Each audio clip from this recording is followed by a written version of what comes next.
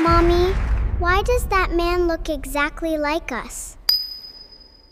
No, not here. The engagement hall of the Grand Aurora Hotel overlooked the Han River, where the city lights of Seoul shimmered like scattered diamonds beneath the summer night sky. Crystal chandeliers reflected off polished marble floors, while members of Korea's wealthiest families gathered in tailored suits and designer gowns. Television cameras stood ready. Business journalists whispered predictions about the merger this engagement would create. Tonight wasn't simply about love. It was about power. At the center of it all stood Kang Min-hyuk, 34 years old, founder and chairman of HJ Vertex Holdings, one of Asia's youngest self-made billionaires. Calm, disciplined, and impossible to read, Min-hyuk rarely allowed emotions to interfere with business.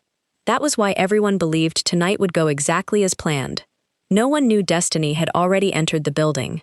The master of ceremonies smiled toward the crowd. Ladies and gentlemen, thank you for joining us as we celebrate the engagement of Chairman Kang Min-hyuk and Miss Cha Yu-rin. Applause echoed across the ballroom. Min-hyuk reached into the velvet ring box resting on the silver tray. His fingers touched the diamond ring. Then everything stopped. Near the entrance stood two small children holding hands. A little boy, a little girl, twins. They could not have been older than 5. The little boy tilted his head exactly the way Min-hyuk always did when he was confused. The little girl's eyes were the same deep shade of brown as his. The shape of their noses, their eyebrows, even the tiny birthmark beneath the boy's left ear mirrored one hidden beneath Min-hyuk's own hairline. The ring slipped from his fingers. It struck the marble floor with a sharp metallic sound that silenced more than 500 guests. Every head turned toward him, but Min-hyuk wasn't looking at the ring. He couldn't. His eyes remained locked on the twins. The little girl tugged gently at the hand of the woman beside her. "Mommy," she whispered innocently, "why does that man look exactly like us?" Time froze. Standing behind the twins was a woman wearing a simple navy blue dress that somehow carried more elegance than every expensive gown inside the ballroom. Her dark curls rested over one shoulder. Her expression wasn't angry. It wasn't bitter. It was frightened, deeply frightened. She took one instinctive step backward, as though she wanted to disappear before Min-hyuk recognized her, but it was already too late. His heartbeat thundered inside his chest. "Naomi," he whispered. 5 years disappeared in a single breath.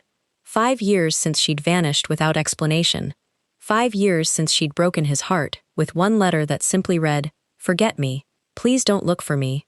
I have chosen another life." He had searched for months before finally believing the lie. Now she stood only meters away, alive, trembling. And beside her were 2 children who looked so much like him that even strangers in the room had begun exchanging confused glances. Cha Yu-rin slowly turned toward her fiancé. "Min-hyuk," she said carefully. "Who is she?" He didn't answer. He couldn't. His entire world had narrowed to Naomi and the twins. The little boy looked up at Naomi. "Mom," he whispered. "Is he the man in the picture?" Naomi's eyes filled instantly with tears. "Elias," she murmured softly. "Please." Before she could finish, one of the photographers recognized the unbelievable resemblance. Camera flashes exploded across the ballroom. Reporters rushed closer. Guests began murmuring louder with every passing second. "Those children, they look exactly like Chairman Kang. Is this some kind of joke? Does he have children?" Min-hyuk slowly stepped forward. Security moved instinctively to stop the growing crowd, but nobody could stop what was already happening. "Naomi," he said quietly, "tell me I'm imagining this." She shook her head once. Tears rolled silently down her face. "I wish you were." The twins looked between the 2 adults with growing confusion. The little girl squeezed Naomi's hand. "Mommy, why are you crying?" Naomi knelt beside them, brushing trembling fingers across their hair.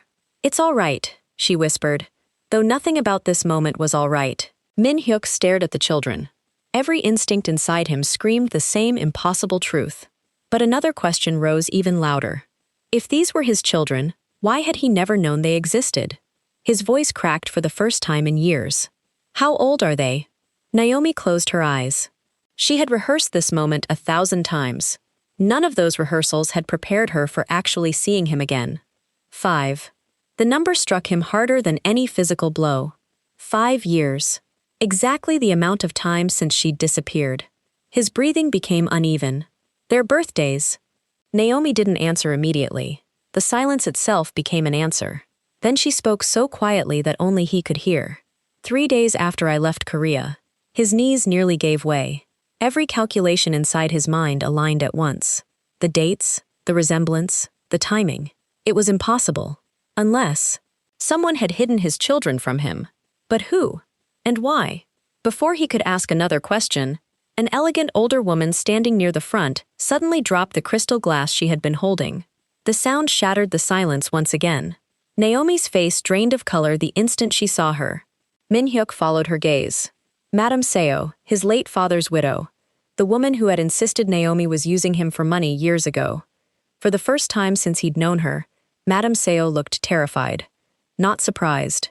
Terrified. She immediately turned and walked toward a private hallway. Naomi whispered under her breath. She's running. Min-hyuk looked back at Naomi. Running from what? Naomi reached slowly into her handbag and removed a sealed brown envelope that had been carried across continents for 5 long years. She held it tightly, but didn't hand it over. Because, she said, her voice shaking, everything you believed about why I left was built on a lie. Min-hyuk didn't hesitate. Ignoring the reporters shouting his name and the stunned guests surrounding the ballroom, he pushed through the crowd and followed Madame Seo into the private hallway. Behind him, security struggled to keep the media from rushing after them. Cha Yu-rin called his name, but he didn't even turn around. For the first time in years, business, reputation, and public opinion meant nothing. Only one question mattered. Why? Madame Seo walked quickly, her high heels clicking sharply against the polished marble floor. She had almost reached the executive elevator when Min-hyuk caught up and firmly grabbed her wrist. You're not leaving. She slowly turned toward him, forcing a composed smile. Min-hyuk, this isn't the place. Then tell me where the place is. I don't know what you're talking about. His eyes hardened. The moment you saw those children, you looked terrified. Not surprised. Terrified. You're imagining things. No, I'm finally seeing them. Before she could respond, Naomi appeared at the end of the hallway holding the twins' hands. She had wanted to shield them from this confrontation, but she knew running away had already stolen 5 years from their lives. She refused to let fear steal another minute. Emma hid behind Naomi's leg while Elias stared openly at Min-hyuk. Mom, he whispered, is this the man from the picture? Naomi nodded slowly, tears filling her eyes. Yes. Elias looked back at Min-hyuk with innocent curiosity. You really do look like me. Those simple words struck Min-hyuk harder than any accusation ever could. He knelt instinctively until he was at eye level with the twins. He noticed the tiny scar above Elias's eyebrow, almost identical to one hidden beneath his own hair from a childhood bicycle accident.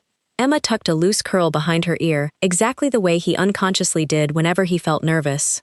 They weren't simply similar, they were unmistakably his. Min-hyuk looked up at Naomi. His voice cracked. Please, tell me everything. Naomi slowly removed the brown envelope from her handbag and placed it into his trembling hands. Read it. He opened it carefully. Inside were prenatal examination reports, ultrasound images, hospital admission forms, delivery records, and finally, the twins' birth certificates. Every page listed the father as Kang Min-hyuk. His breathing became uneven. Then he noticed another document clipped behind the certificates. It was a legal declaration stating that he had voluntarily acknowledged the children, surrendered all parental rights, and permanently waived any future claims. At the bottom appeared his signature. He stared at it in disbelief. I never signed this. Naomi answered immediately. I know. He looked closer. At first glance it looked authentic, but one detail exposed the forgery. Whenever he signed official documents, the final stroke of his family name always curved upward. This signature ended with a downward slash. Someone had copied his handwriting almost perfectly, but missed the smallest habit he had carried since university. His face turned pale. This signature is fake. Naomi nodded. Yes. Who forged it? She slowly turned toward Madame Seo. Ask her. Madame Seo's expression remained calm, but her eyes betrayed panic. Don't be ridiculous. Naomi took one slow step forward. 3 days before I disappeared, you came to my apartment. I don't remember. You offered me enough money to leave Korea forever. You were emotional. You're confused. No, You told me Chairman Kang would die if Min-hyuk refused the arranged engagement. You said the stress would kill him. You begged me to disappear if I truly loved him. Min-hyuk frowned. My father wasn't dying. Naomi looked at him sadly. I learned that after I left. His jaw tightened. You lied to her? Madame Seo finally lost her patience. I protected this family. By forging my signature? By protecting your future. By stealing my children. Her silence answered him. Min-hyuk stepped backward, as though the ground itself had shifted beneath him. Every lonely birthday, every sleepless night, every search that ended in failure, every moment he believed Naomi had abandoned him, every one of those years had been built on a lie. He slowly looked toward the twins again. Elias was holding Emma's hand tightly. Neither child understood why every adult looked so frightened. Elias reached into his small backpack and carefully pulled out a folded drawing. I made this. He handed it to Min-hyuk. The drawing showed 4 stick figures standing beneath a bright yellow sun. 1 woman, 2 children, 1 tall man beside them. Min-hyuk noticed something else. The man's face had never been colored in. Why didn't you finish him? Elias smiled. Because Mommy said we would know what Dad looked like when we finally met him. Emma nodded excitedly. So we waited. Min-hyuk's eyes filled with tears. You? Waited for me? Every birthday, Emma answered. We always left 1 piece of cake. His hands shook so violently that he nearly dropped the drawing. Naomi looked away, unable to watch the pain on his face. 5 years of unanswered questions were finally finding their voices. Behind them, voices from the ballroom grew louder as journalists realized something extraordinary was unfolding. Camera flashes reflected down the hallway. Live broadcasts had already begun. Across Korea, millions of viewers were watching the engagement collapse in real time. Inside the ballroom, Cha Yu-rin remained standing alone on the stage, still wearing the engagement ring that Min-hyuk had never placed on her finger. Her assistant rushed toward her holding a tablet. Miss Cha, it's everywhere. She looked down. Every news outlet carried the same headline. Billionaire's engagement shocked by mysterious twins. Another alert appeared beneath it. Old photos of Kang Min-hyuk with unknown woman surface. Yu-rin stared silently at the smiling photographs of Min-hyuk and Naomi taken years earlier beside Busan Harbor. She had never seen him smile like that. Not once during the 3 years she had known him. Her heartbreak quickly gave way to suspicion. She slowly lifted her eyes toward the hallway where Madame Seo stood. Suddenly, every decision, every introduction, every carefully arranged meeting that had led to her engagement seemed less like coincidence and more like someone's plan. Back in the hallway, Min-hyuk carefully folded the children's drawing and placed it inside his suit jacket. Then he looked directly at Naomi. If you eventually discovered I never abandoned you, why didn't you come back? Naomi closed her eyes for a long moment before reaching into her handbag once more. This time, she removed another sealed envelope, much older than the first. The edges had yellowed with age. Her fingers trembled as she held it. Because everything changed the day I received this. Min-hyuk looked at the unopened envelope. What's inside? Naomi met his eyes. Proof that someone didn't just separate us. Her voice dropped almost to a whisper. They tried to have me killed.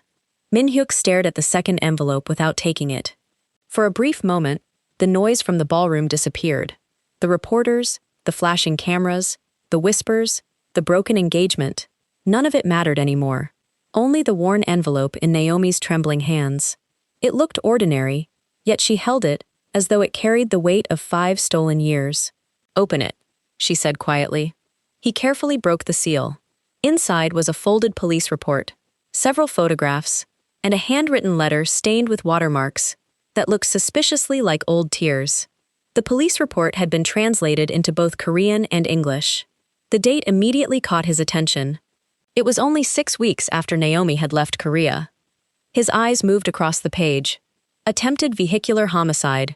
Victim, Naomi Mensah. Status, suspect unidentified.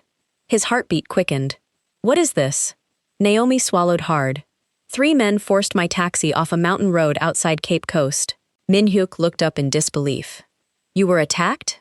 She nodded. The driver died. Silence swallowed the hallway. Even Madame Seo's expression shifted ever so slightly. I survived because I wasn't wearing my seatbelt. The impact threw me into the back seat instead of crushing me in the front. Min-hyuk looked back at the report, The attached photographs showed the wrecked vehicle wrapped around a tree, its front completely destroyed. Glass covered the roadside. The damage was so severe it seemed impossible anyone could have survived. His hands tightened around the papers. "Why didn't you tell me?" Naomi let out a painful laugh. "How? My phone was gone. My passport disappeared. I spent weeks in a hospital recovering."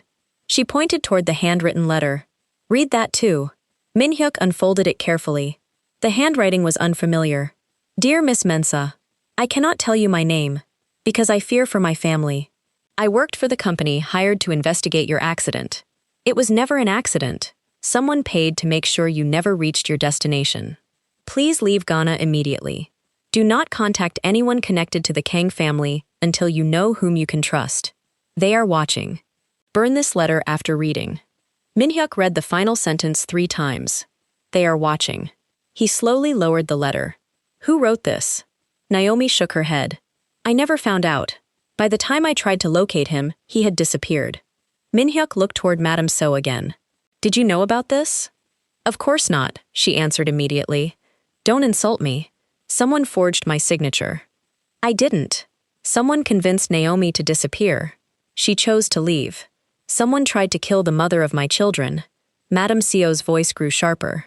"And you immediately assume it was me?" Before Min-hyuk could answer, another voice echoed through the hallway. Because she wasn't the only target. Everyone turned. An elderly man wearing a charcoal suit walked slowly toward them, supported by a polished wooden cane. His silver hair was neatly combed, and although age had bent his back slightly, his eyes remained sharp. Min-hyuk froze. Chairman Han Jae-sung had served as legal advisor to Min-hyuk's late father for nearly 30 years before suddenly retiring 5 years earlier without explanation. Few people had seen him since. Madame Seo's face instantly lost its color. "You," she whispered. Chairman Han stopped a few steps away. "I warned you this day would come." Min-hyuk frowned. "What are you talking about?"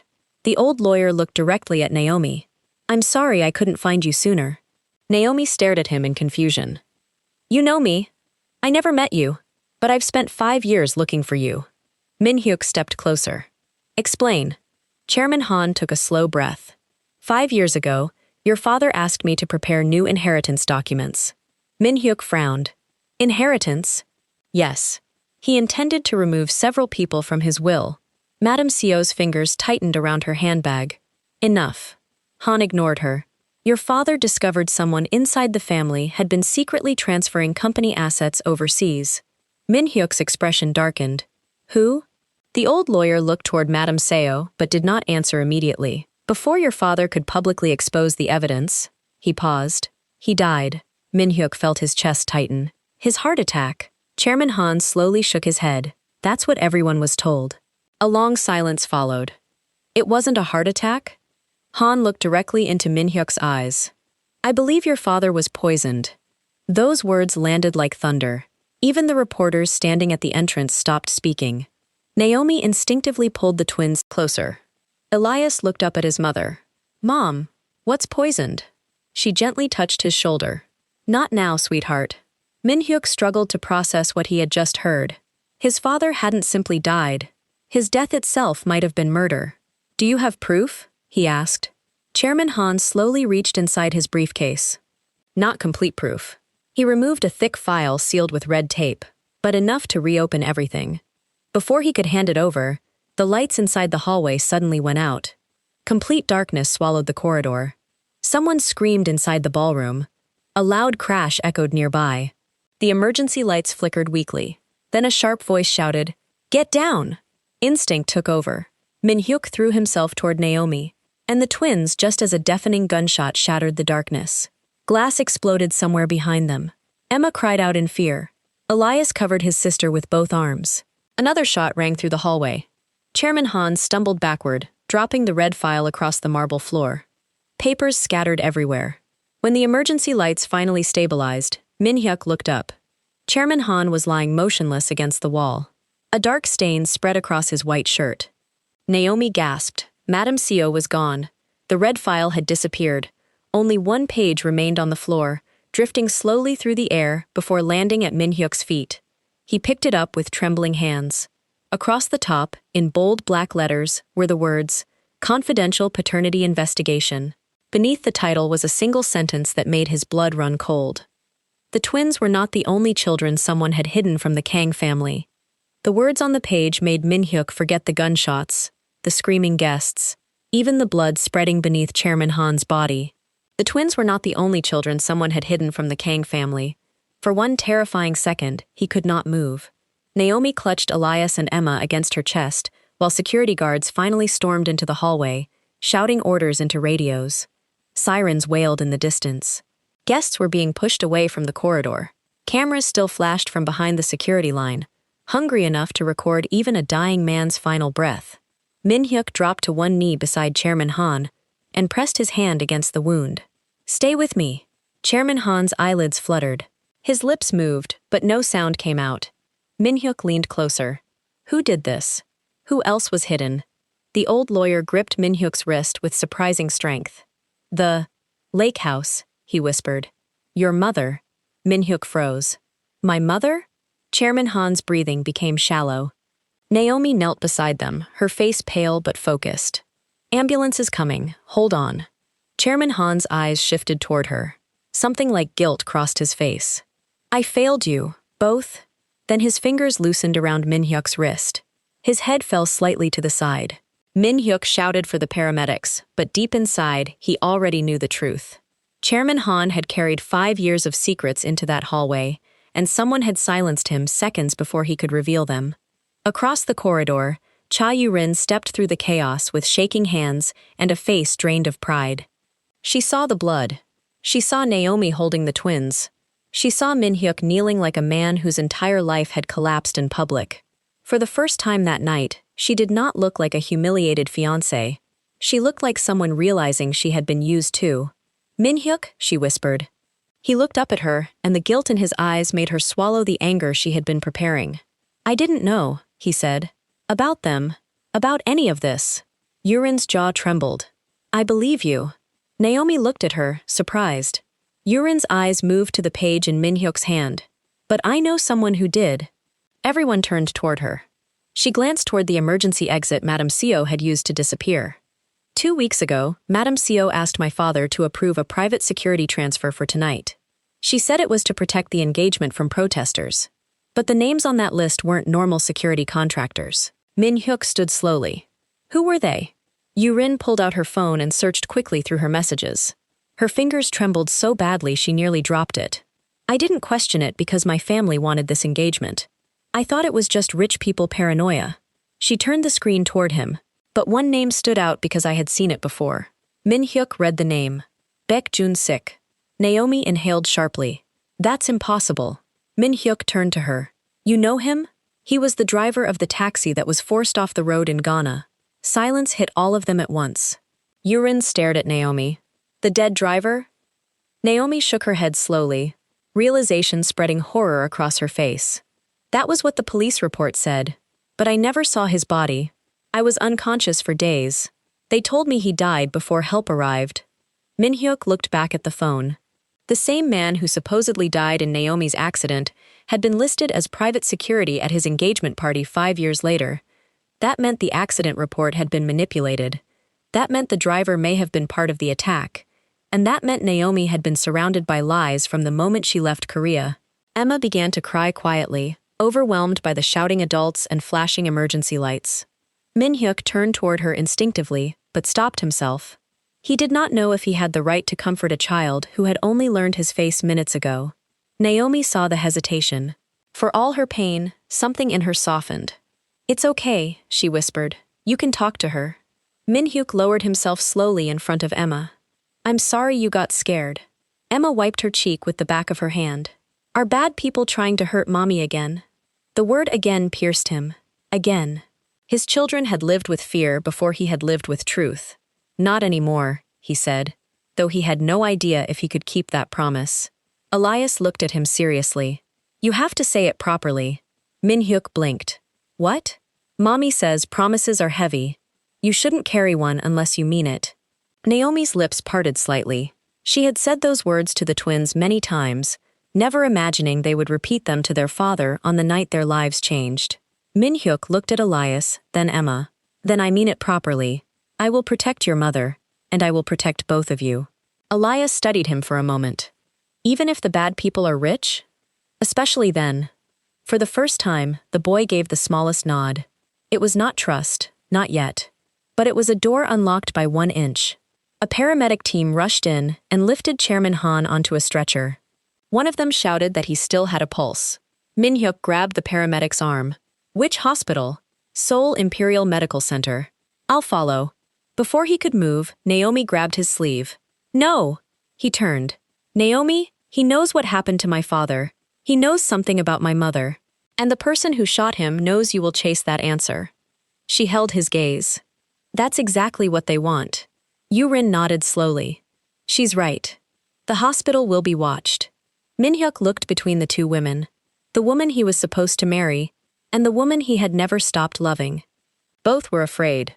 Both were thinking clearer than he was. Then what do we do? Yoo-rin took a steadying breath. My family owns a private medical wing at Seoul Imperial. I can get Chairman Han moved under another name.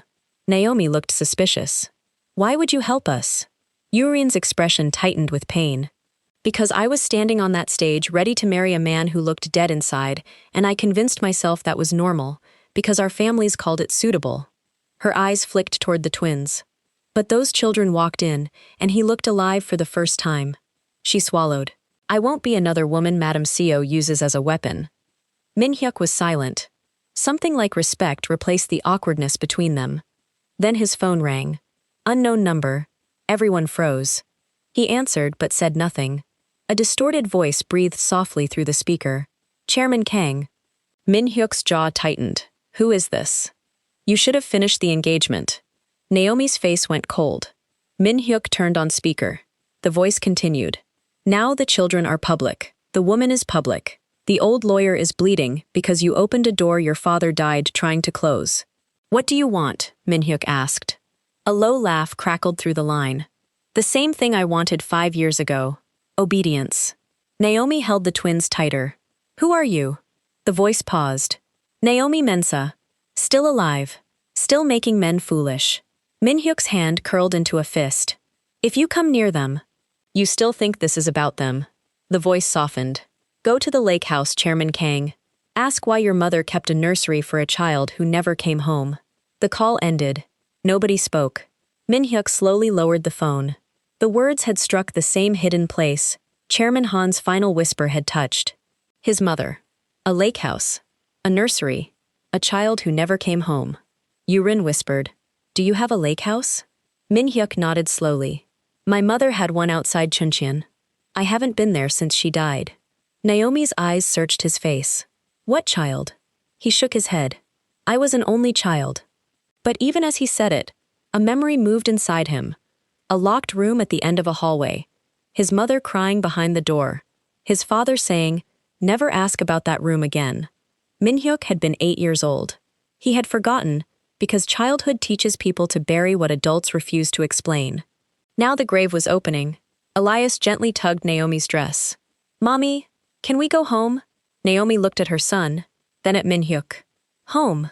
The word felt impossible now. Her apartment was no longer safe. His mansion was likely watched. The hotel was surrounded by reporters, and whoever had fired those shots. Min-hyuk made the decision before fear could talk him out of it. We go to the lake house. Naomi stared at him. With the children? The caller wanted me there. That means there is something there they either want me to find or want to stop me from finding. That's not comforting. No, but running kept us separated for 5 years. His voice softened. I won't force you. Not ever again. But if the truth about my family is connected to why you were attacked, then the safest place may be the place they think we're too afraid to enter. Naomi looked down at the twins. Emma's eyes were heavy with tears. Elias was pretending to be brave. She had spent 5 years protecting them by hiding. But tonight, hiding had followed her into a ballroom full of cameras. She lifted her chin. Fine. We go together. Min-hyuk nodded once. Yoo-rin stepped forward. I'll handle the hospital and the media. I'll tell them the engagement is postponed due to a security threat. Min-hyuk looked at her. Yoo-rin. She gave a sad smile.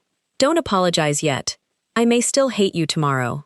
For the first time that night, Naomi almost smiled. Almost. Security escorted them through a service exit into the underground garage. Outside, sirens flashed red and blue against the hotel walls. Reporters screamed questions as black SUVs pulled away from the building. But Min-hyuk, Naomi, and the twins were already in a separate vehicle heading north toward Chuncheon under the cover of night. For 30 minutes, no one spoke. Emma fell asleep with her head on Naomi's lap. Elias fought sleep beside her, eyes fixed on Min-hyuk in the front seat. At last he asked, "Did you really not know about us?" Min-hyuk turned slightly. "No. Would you have come if you knew?" Min-hyuk's voice broke softly. "I would have crawled across the world." Elias considered that. Then he whispered, "Mom cried on our birthday sometimes." Naomi closed her eyes. Min-hyuk looked out the window, because if he looked at her, he might break completely. 2 hours later, the lake house appeared through the trees like a ghost from another life. It was larger than Naomi expected, old but beautiful, with wide glass windows facing the dark water. Ivy climbed one side of the stone walls.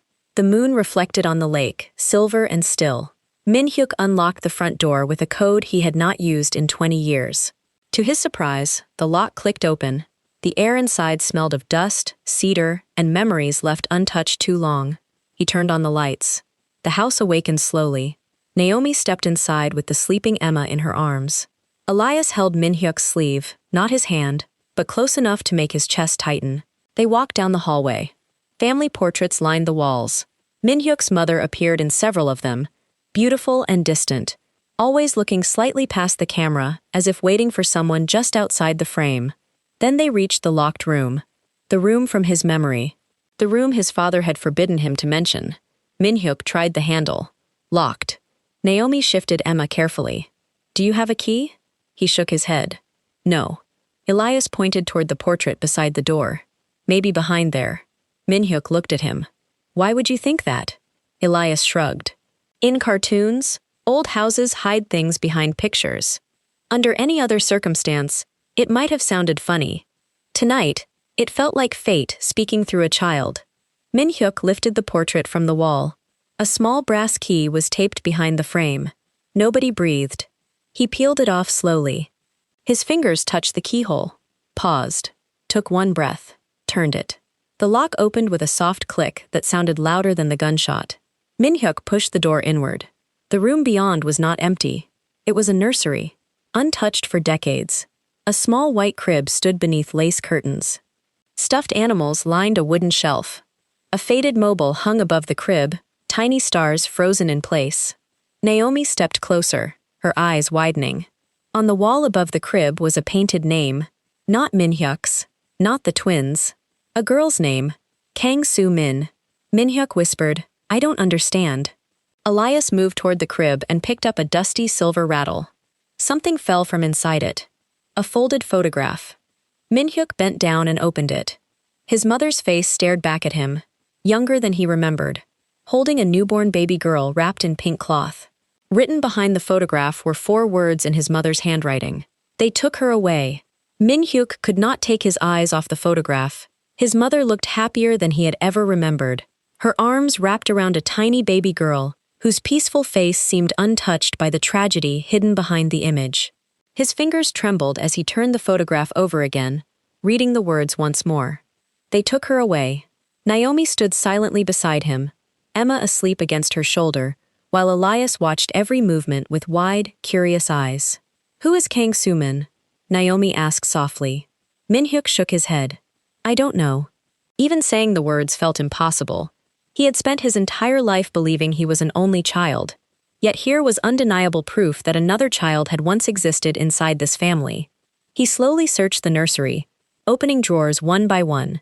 Most contained neatly folded baby clothes preserved with remarkable care. Nothing looked abandoned. It looked interrupted, as though someone had expected the baby to return the next day but never had the chance. Naomi opened the wardrobe. Hanging inside was a tiny pink coat with a name embroidered on the collar, Sumin. Beneath it sat a wooden memory box, Min-hyuk. He walked over.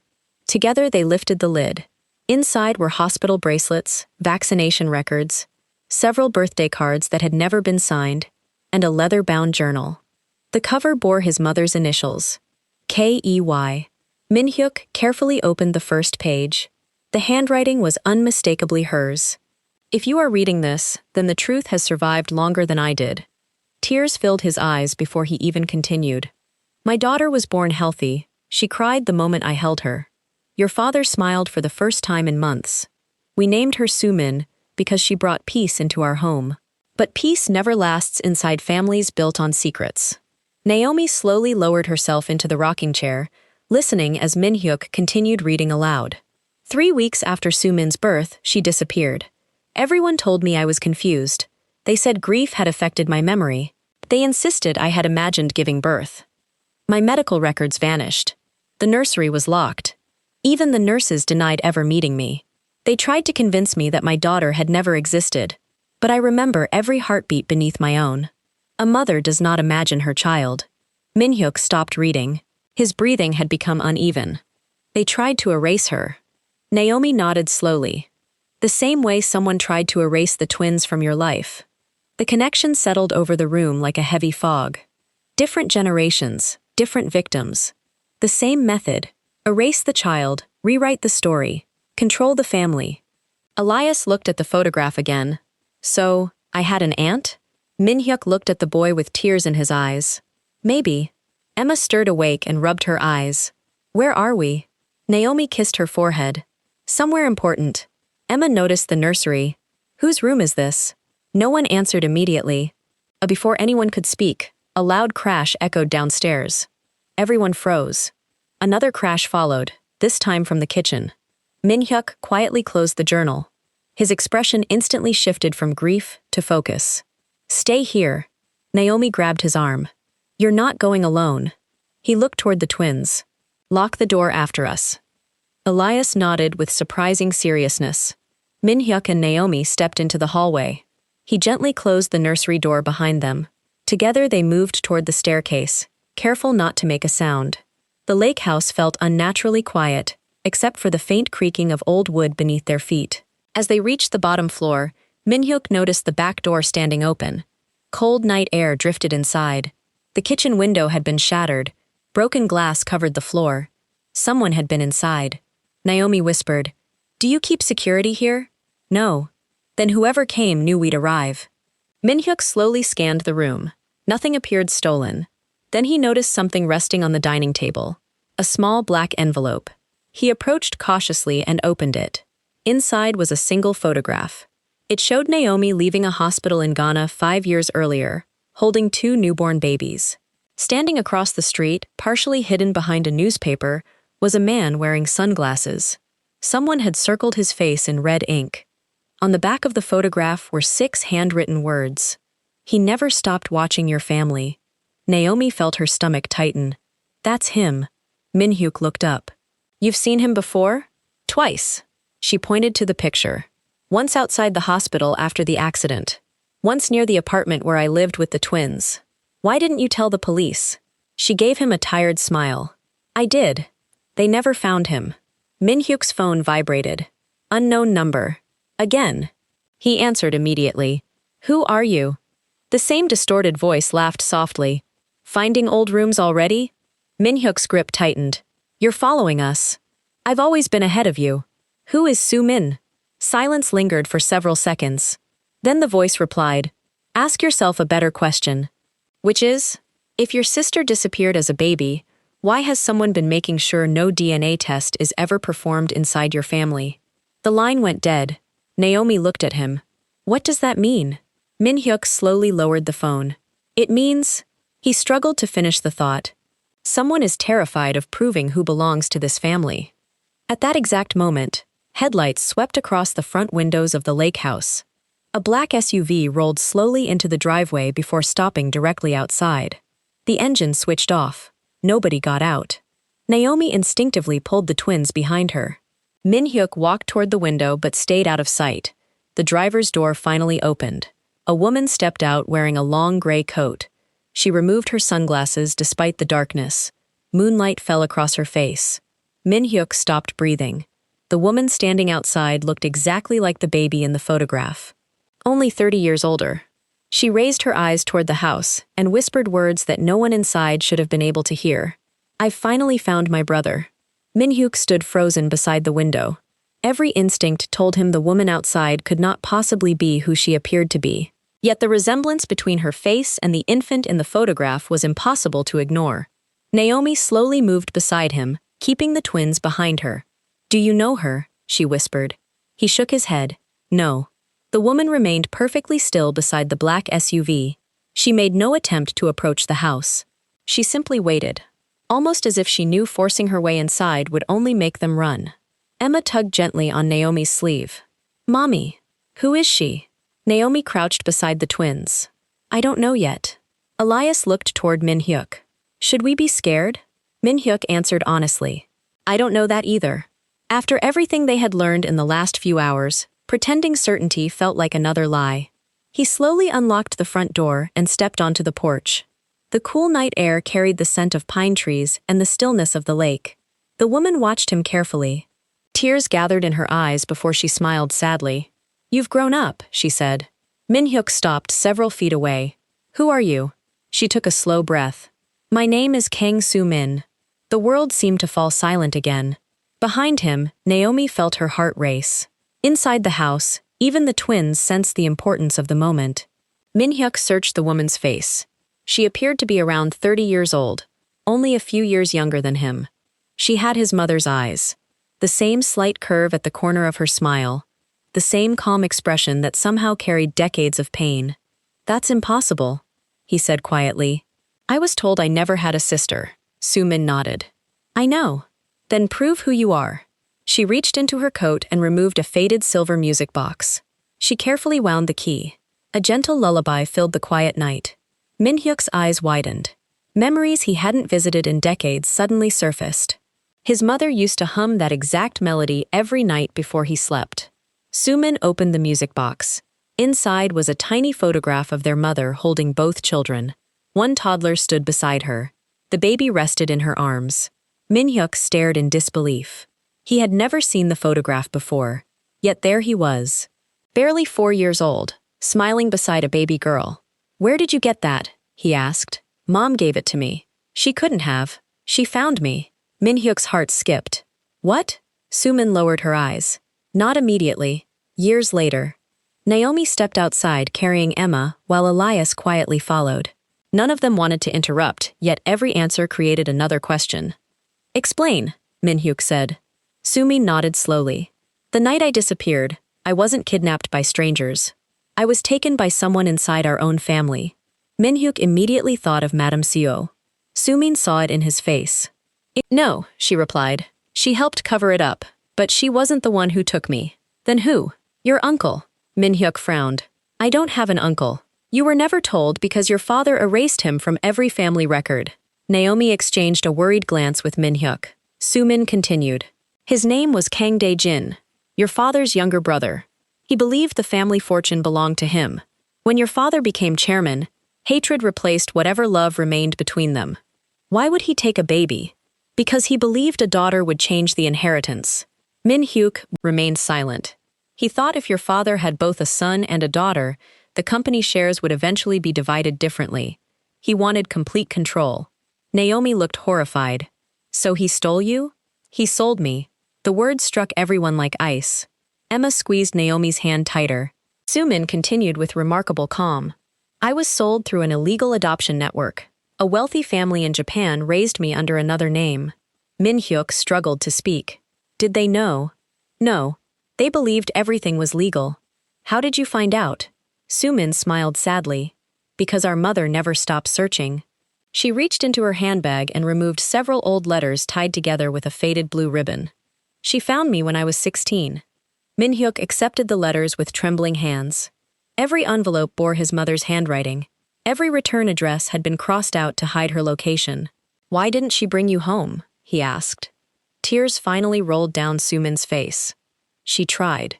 She looked toward the lake. 3 weeks before she was supposed to meet me, she died." Min-hyuk closed his eyes. His mother's death had shaped his entire life. Now it carried another layer of tragedy. She had almost reunited her children. Almost. Naomi quietly placed a comforting hand on his shoulder. He didn't move away. It was the first time since seeing her again that he allowed himself to lean into someone else's strength. Elias suddenly spoke from behind them. "If you're really his sister." Everyone turned toward the little boy. "Does that make you our aunt?" Sumin smiled through her tears. "If you'll let me."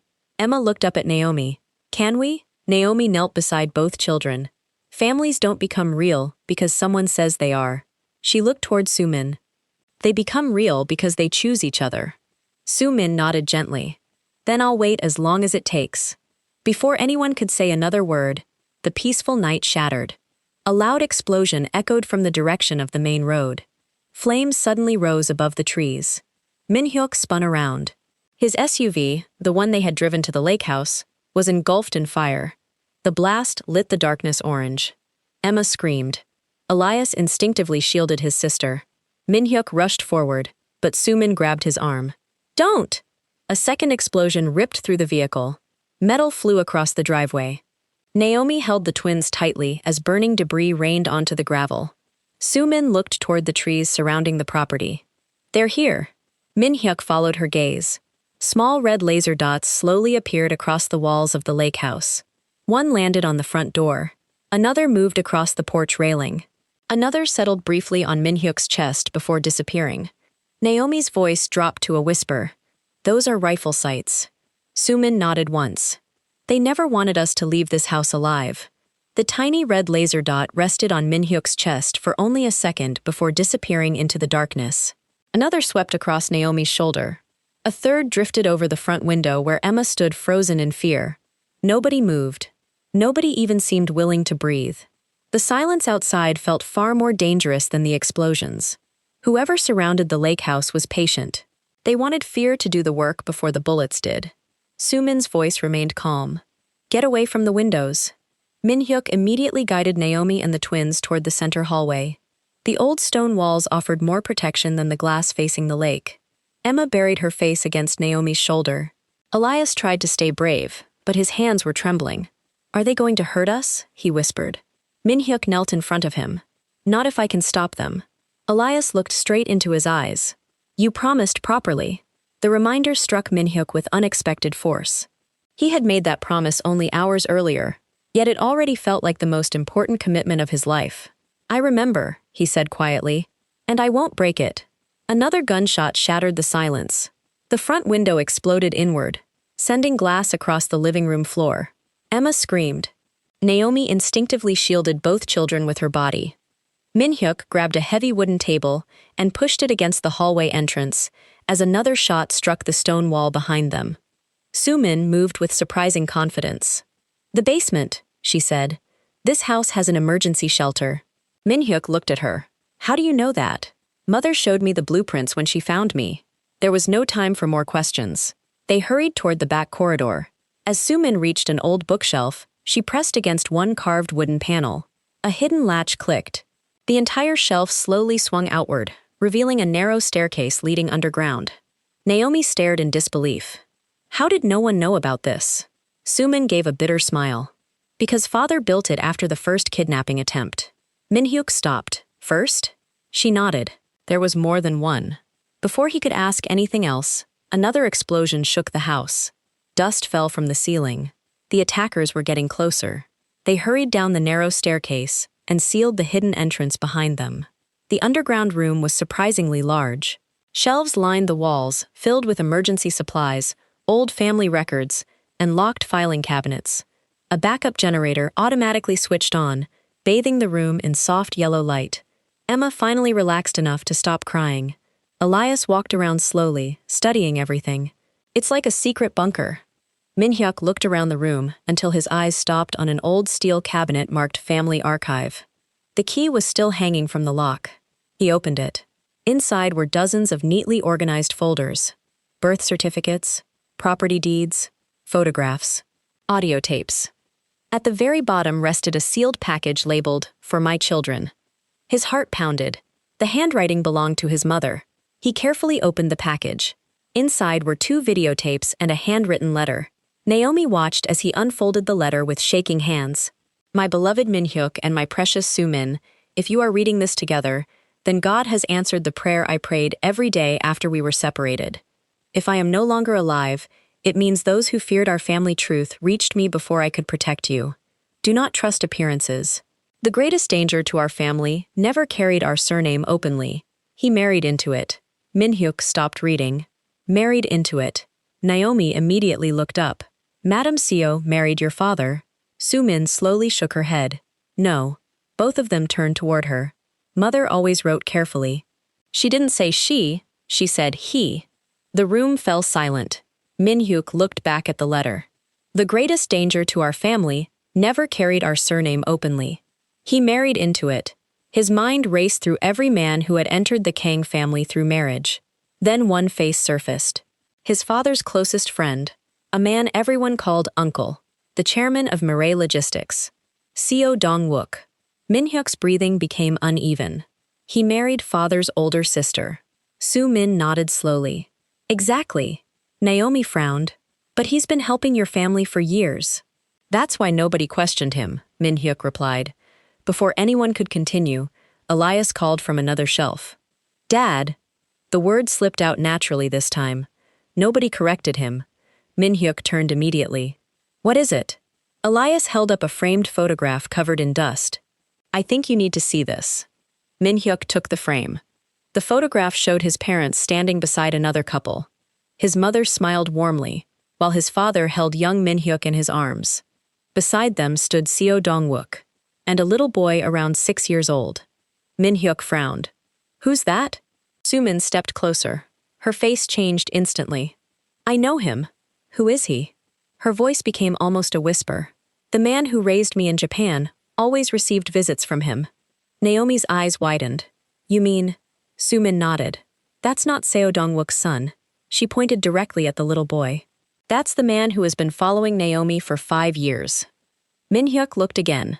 The child in the photograph had the same sharp eyes, the same scar beneath his chin, the same face circled in red in the mysterious photograph left on the dining table upstairs. His name, Soo-min whispered. His real name is Seo Jae-hyun. Naomi's breathing caught. He's been part of your family since childhood. Yes, Soo-min answered. Which means every move we've made, every place we've hidden, every secret we've uncovered. She slowly looked toward Min-hyuk. He already knew where to find us. Suddenly the backup lights flickered. Once, twice. Then they went out completely. The bunker was swallowed by darkness. Emma grabbed Naomi tightly. Somewhere above them, heavy footsteps echoed across the floor of the lake house. Then came the unmistakable sound of the hidden bookshelf sliding open. Someone had found the entrance. A flashlight beam cut through the darkness at the top of the staircase. A calm male voice echoed downward. There's nowhere left to run. Min-hyuk recognized the voice instantly, even though he had not heard it in years. Seo Jae-hyun. Come out, the man called. Your mother kept her promise. Now it's your turn to keep yours. The beam of the flashlight remained fixed on the staircase. Nobody inside the bunker moved. Emma buried her face against Naomi, while Elias instinctively stepped in front of his sister, despite being only 5 years old. Min-hyuk slowly moved in front of all of them. If you want someone, he called into the darkness, you'll have to come through me. A soft laugh echoed down the stairs. That's exactly what your father said. The voice was calm, cold, patient. Seo Jae-hyun descended 1 step at a time. Behind him came 4 armed men dressed in black tactical clothing. Their rifles remained lowered, not because they lacked confidence, but because they believed the fight had already ended. Jae-hyun finally reached the bottom step and removed the flashlight from his face. The years had hardened him. The little boy from the old family photograph had become a man whose expression revealed nothing. He looked first at Min-hyuk, then at Naomi, then at the twins. So this is the family that almost destroyed everything. Min-hyuk's eyes never left him. You murdered Chairman Han. No. Jae-hyun smiled faintly. He simply refused to die when he was supposed to. Naomi felt anger rise inside her. You tried to kill me in Ghana. Several times. He answered so casually that even his own men exchanged uncomfortable glances. You survived every attempt. Emma looked up at Naomi with frightened eyes. Mommy. Naomi gently covered her ears. Don't listen. Jae-hyun took another step forward. You should have stayed hidden. The children were never supposed to meet their father. Min-hyuk clenched his fists. Why? Jae-hyun sighed. as though explaining something painfully obvious. Because families with heirs are difficult to control, families without heirs are easy. He slowly looked around the bunker. Everything you discovered tonight should have stayed buried forever. Soo-min stepped forward. You stole my life. I-hyun looked at her without emotion. No. I was ordered to. By who? For the first time, he smiled genuinely. My father. Silence filled the room. Seo Dong-wook? Min-hyuk asked. Yes. Jae-hyun nodded. Your beloved uncle. Naomi shook her head in disbelief. Why? Money. Jae-hyun answered immediately. Power. Control. Your grandfather built an empire worth billions. My father married into the family but would never inherit it while legitimate heirs remained alive. He looked toward Soo-min. So you disappeared. Then toward Min-hyuk. You remained, but isolated. Finally he looked at the twins. And when they were born, they had to disappear too. Min-hyuk's voice became dangerously quiet. My father knew. Eventually, my mother knew. Immediately, Naomi whispered. And they both fought you. They did. Jae-hyun looked almost disappointed. Your mother found Soo-min. Your father began tracing the missing company assets. Chairman Han gathered evidence. They all became problems. Min-hyuk took one slow step forward. You poisoned my father. My father did. My mother. Cheon remained silent for several seconds. She wasn't supposed to die. Min-hyuk's entire body stiffened. What does that mean? She discovered where Soo-min was. She planned to expose everything. The car accident was meant to stop her from reaching the airport. Naomi felt tears fill her eyes. Another staged accident. Jae-hyun nodded once. Unfortunately, she didn't survive. Soo-min covered her mouth. She had spent years wondering why her mother never returned. Now she knew. Min-hyuk looked around the bunker. The letter, the journal, the nursery. Every piece fit together. Every unanswered question finally had its answer. But one remained. Why tell us all this? Jae-hyun smiled. Because none of you are leaving. He slowly raised his hand. The armed men lifted their rifles. Before anyone could react, a loud voice echoed from above the bunker. Drop your weapons! Dozens of footsteps thundered through the lake house. Seconds later, the bunker filled with heavily armed officers wearing tactical uniforms. Red laser sights instantly shifted from Min-hyuk's family to Jae-hyun's men. Police! Someone shouted. Don't move! Jae-hyun's confident smile disappeared for the first time. He turned sharply toward the staircase. Impossible! Another familiar voice answered him. Not impossible. Everyone looked up. Cha Yu-rin walked into the bunker beside several detectives. Behind her came a doctor pushing Chairman Han in a wheelchair. Pale but alive. Min-hyuk stared in disbelief. Chairman Han, the old lawyer smiled weakly. It takes more than one bullet to silence an old man. Yu-rin stepped beside Min-hyuk.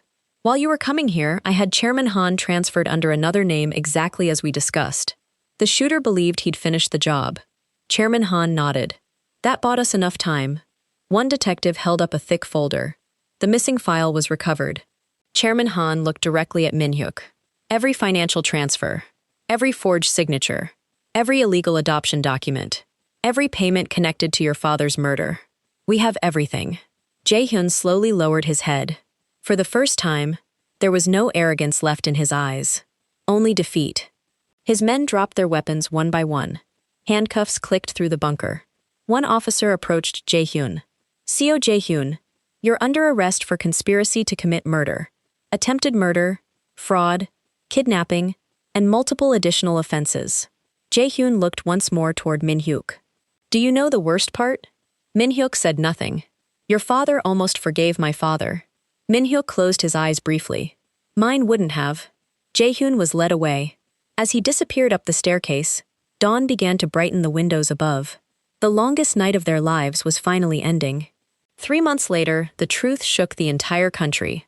Every forged document was overturned. The courts officially recognized Elias and Emma as Min-hyuk's children. Soo-min's identity was legally restored as Kang Soo-min, after DNA testing confirmed what their mother's journal had already revealed. Seo Dong-wook and everyone involved in the conspiracy received lengthy prison sentences. The Kang family fortune was restructured according to Chairman Kang's original wishes.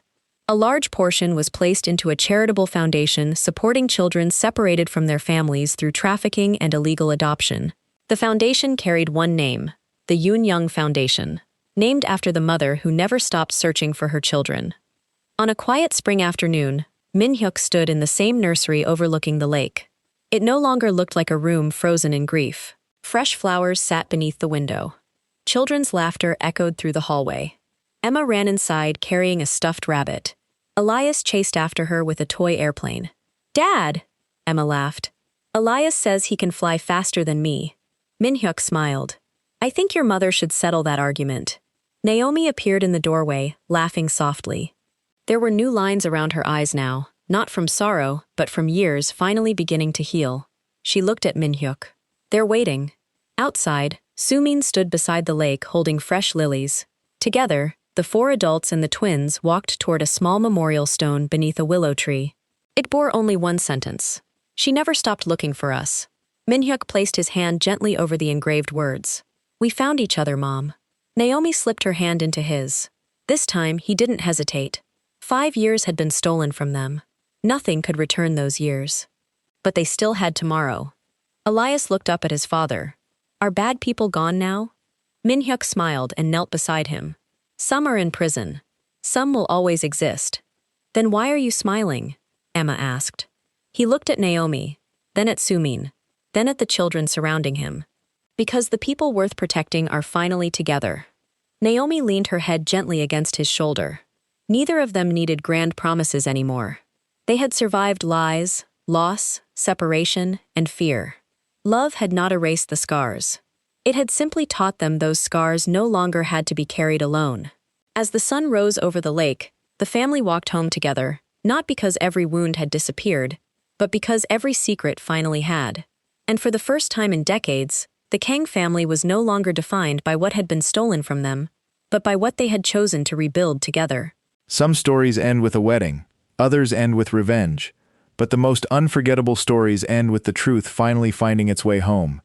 Tonight, we watched a family torn apart by greed, deception, and years of carefully hidden secrets. We saw how a mother's love refused to surrender, how 2 innocent children unknowingly carried the key to a buried past, and how a man who believed he had lost everything discovered that the greatest treasure in his life had been searching for him all along. The scars they carry will never completely disappear, but neither will the courage that brought them back together. Sometimes justice arrives late, but when it comes, it changes generations. Sometimes love doesn't return because time heals the pain. It returns because truth finally has the chance to speak. If this story reminded you that hope can survive even the darkest seasons, and that family is built by love, sacrifice, and forgiveness, I'd love to hear your thoughts. What was the moment that touched you the most? Share it in the comments below. If you enjoyed this journey, don't forget to like the video, subscribe for more powerful stories, and share this with someone who believes that no lie can hide the truth forever. Until our next story, take care of yourself, keep believing in second chances, and remember that even after the longest night, the sun always rises.